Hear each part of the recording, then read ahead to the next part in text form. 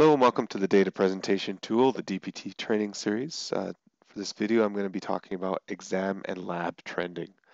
Within the DPT, there's some basic trending tools, specifically for exams and for labs. To get to the exam and lab trendings, you would go from the dashboard to the data reports button in the top right corner. After clicking on data reports, you'll see a list of different reports and data management tools. Click on and lab and exam tables data trending. From here, you'll have a trending screen. Now you have two different types of trending.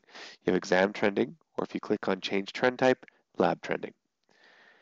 For each of the trends, there's different trending you can do. So let's start with exams. On the right side, there's an exam name option.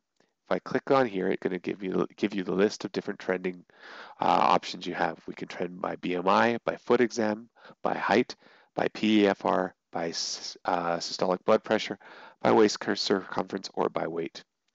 For labs, we have fasting glucose, glucose tolerance, HbA1c, HDL, LDL, microalbumin, total cholesterol, triglycerides, and urine albumin creatinine ratio. For today, we're going to play with some of the exam trending.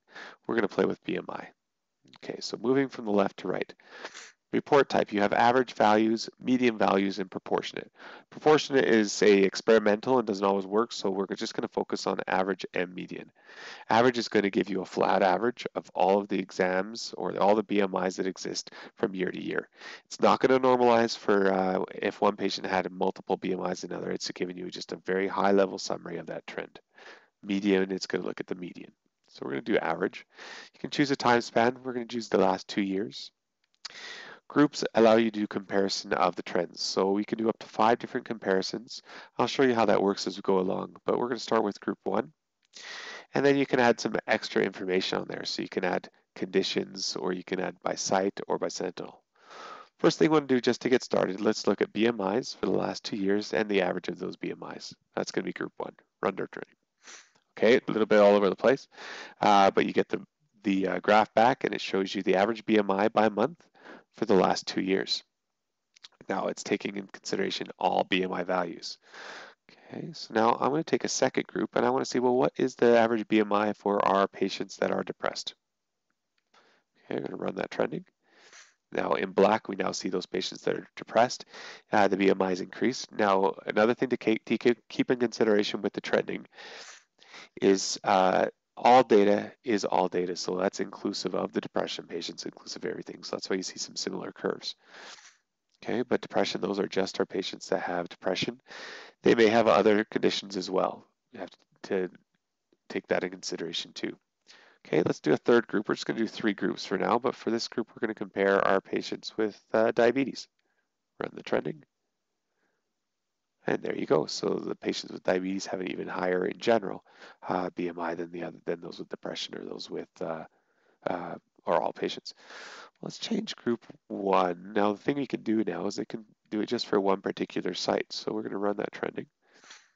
Now we're changing group 1, so it's just site 1. Let's do site 2 as well. Let's just get it all. So we're just looking at site 1. So see how you can start filtering down. And you could look at one particular site, or you could look at one sentinel and you could do comparison. So for group 3, we're going to do diabetes for site 2, so we can compare site 1 to site 2. There you go. So that's how the trending works. It's a rough average. It's just a flat average, but it gives you a quick high-level overview as to what's going on with your values. You can then take that and you apply that to your searches in the other areas of the DPT, and you can just use it to start querying other areas. That's the basic trending. You can print the trends. So when you click on the print button, it's going to ask you to enter some information as to what you want to call it. And what it's going to return is it's going to return a PDF back to you with that trend that you've just run. It just takes a second here. Okay, and let me fit it into our screen here. And so there's the PDF of just what we just ran. Okay. And so that's pretty much it for our trending. It's a very simple, basic thing. quite a few options, but as with the rest of DPT, it's really to help you to get understanding what does my data look like. That's all for now.